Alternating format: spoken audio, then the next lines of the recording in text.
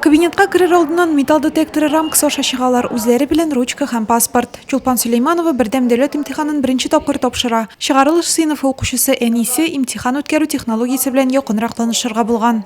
У меня столько Мин впечатлений. дулкынланам, тәэсирләрем күп. Нинди нәтиҗәгә ирешәчәгемне карыйбыз инде. Тарих фәне миңа тормышта кирәкмәде, ләкин балалар белән дәрес әзерләгәндә ярдәм итә алдым. Но вот когда Әти-әниләр имтиханны 3нче ел тапшыра. Моңа хәтле рус теленнән булса, быел тарих фәненнән. Таләпләрне үтәүне оештыручылар гына түгел, видеокамералар да күзәтә. Барысы да чын имтихандагы төсле.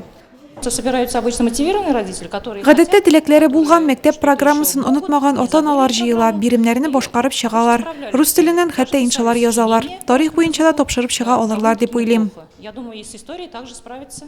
Аудиториядә тынлык. Әти-әниләр мәктәп программасын искә төшерә. Биремнәр кыскартылган вариантта, аларны барысы да төрлечә үтәде. Я пришел поучаствовать. Имтиханның ничек үтәсен, балалар үзләрен ничек хис итә икәнлеген белер өчен килдем. Тарих буенча белемем әйбәт, яхшы тапшырырмын дип уйлыйм. Чем дышит.